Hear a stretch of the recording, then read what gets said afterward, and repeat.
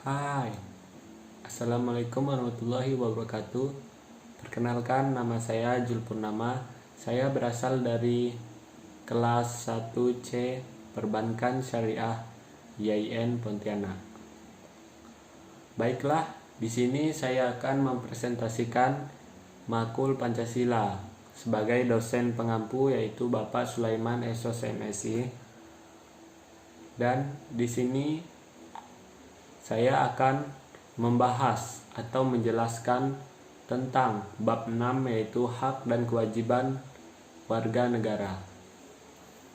Baiklah, yang pertama sub pokok pembahasan, yaitu pengertian warga negara yang harus kita ketahui. Yang kedua, pengertian hak dan kewajiban warga negara.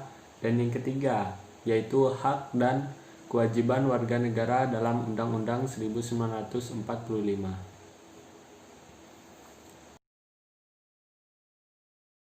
Fungsi negara. Kita sebenarnya sudah tahu, yaitu fungsi negara adalah melaksanakan keamanan dan ketertiban dalam masyarakat. Yang kedua, jika tidak ada negara, homo homini lupus, atau manusia memangsa manusia. 3. Untuk menghindari hal tersebut, maka dalam kehidupan bernegara, negara dan warga sama-sama memiliki hak dan kewajiban. Keempat, kesadaran akan hak dan kewajiban sangatlah penting agar tercipta kehidupan yang dinamis. Pengertian warga negara. Penetapan warga negara dalam suatu negara ditentukan berdasarkan peraturan perundang-undangan. Yang dimaksud di dalam ini yaitu warga negara contohnya di Indonesia ditentukan peraturan perundang-undangan oleh pemerintah. Pasal 26 ayat 1 Undang-Undang 1945 sudah dijelaskan bahwa warga negara adalah orang-orang bangsa Indonesia dan orang-orang bangsa lain yang disahkan oleh undang-undang sebagai warga negara. Yang ketiga, orang-orang bangsa lain maksudnya peranakan Belanda, Tionghoa, Arab yang bertempat tinggal di Indonesia, mengakui Indonesia sebagai tanah airnya, bersikap setia kepada NKRI. Maksud di sini walaupun dia dari negara lain tetapi bertempat tinggalnya di Indonesia, dan yang paling baiknya dia mengakui Indonesia sebagai tanah airnya, maka dia disebut warga orang-orang bangsa Indonesia. Pengertian hak dan kewajiban. Nah, di sini pengertian hak dapat dipahami sebagai HAM. Kita sudah tahu apa itu HAM, hak asasi manusia. HAM adalah seperangkat hak yang melekat pada hakikat dan keberadaan manusia sebagai makhluk Tuhan yang Maha Esa dan merupakan anugerahnya yang wajib dihormati, dijunjung tinggi, dan dilindungi oleh negara, hukum, dan pemerintahan, dan setiap orang demi kehormatan serta perlindungan harkat dan martabat manusia. HAM itu adalah hak asasi manusia, yang di sini maksudnya keberadaan manusia saat kita lahir, kita sudah memiliki HAM, yaitu hak asasi manusia. Maksudnya dari sejak kita lahir itu sudah tertanam yang namanya HAM dalam diri kita. Baiklah, lanjut. Kewajiban asasi adalah kewajiban dasar yang harus dijalankan oleh seseorang dalam kaitannya dengan kepentingan dirinya sendiri, alam semesta, masyarakat, bangsa, negara, maupun kedudukan sebagai makhluk Tuhan. Di Indonesia, antara hak dan kewajiban harus dipenuhi warga negara secara seimbang. Hak diri seringkali dileburkan dalam hal kolektif atau sosial. Oke, baiklah, kita akan lanjut. Di samping hak pribadi seseorang, terdapat hak-hak orang lain, sehingga masing-masing individu harus menghargai hak-hak individu yang lain yang kemudian melahirkan kewajiban WN, yaitu warga negara. Baiklah, di sini saya akan memberi contoh. Di sini sudah jelas di samping hak pribadi atau hak individu masing-masing, kita harus menghargai hak individu yang lain. Maksud individu yang lain yaitu orang yang lain. Jadi saya beri contoh yaitu tentang beragama. Nah, kita kan mempunyai agama masing-masing. Jadi kita harus menghargai juga agama orang lain. Contohnya saat beribadah kita tidak boleh melakukan yang tidak baik atau ribut-ribut jika mereka sedang melakukan ibadah. Jadi kita adanya sikap toleransi. Baiklah, kita lanjut. Perkembangan HAM di Indonesia.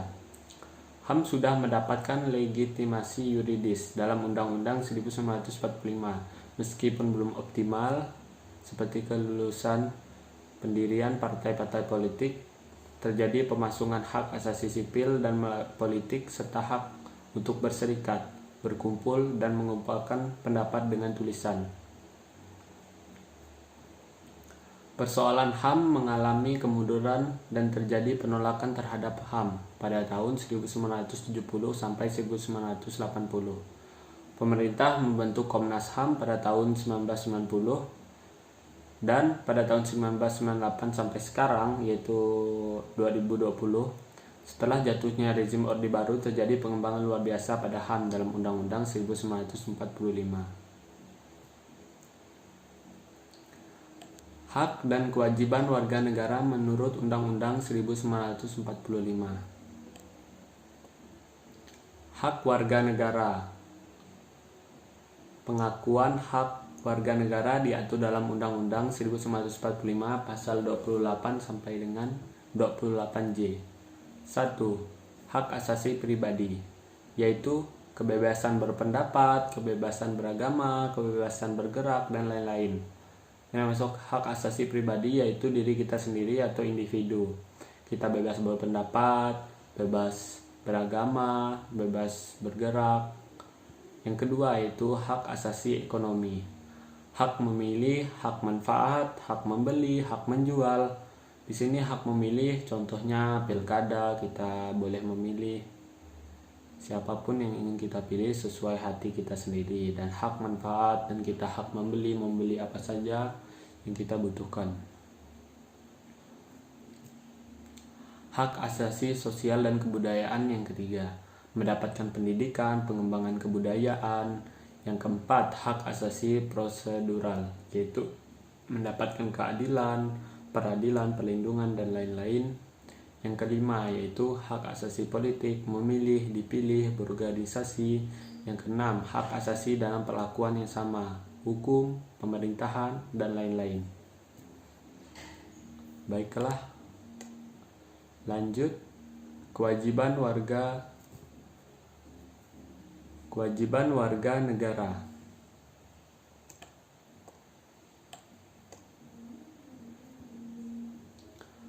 Membayar pajak, menjunjung hukum dan pemerintahan, menghormati HAM orang lain, tunduk kepada ketetapan undang-undang, ikut serta dalam usaha pertahanan keamanan negara, melaksanakan sistem pertahanan keamanan rakyat semesta, mengikuti pendidikan dasar yaitu sekolah, taat kepada negara,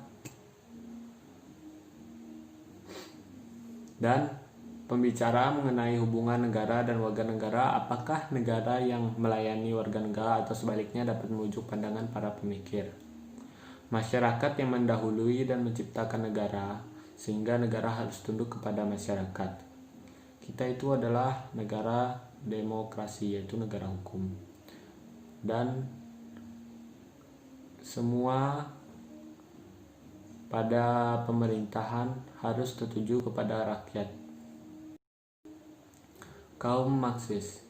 Dominasi kekuasaan ada pada negara. Negara merupakan institusi yang digunakan kaum borjuis untuk menjalankan kekuasaan yang baik.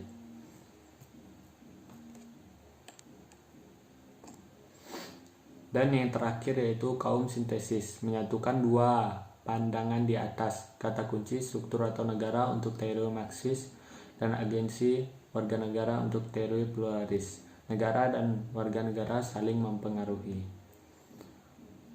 Baiklah, mungkin hanya itu yang dapat saya sampaikan dan yang dapat saya presentasikan, yang jelaskan. Jika ada kekurangan, saya mohon maaf, khususnya kepada dosen pengampu yaitu Bapak Sulaiman SOS MSI. Dan jika saya salah-salah baca atau salah penjelasan, saya juga mohon maaf. Akhir kata, wabillahi taufiq wal hidayah. Wassalamualaikum warahmatullahi wabarakatuh. Dah.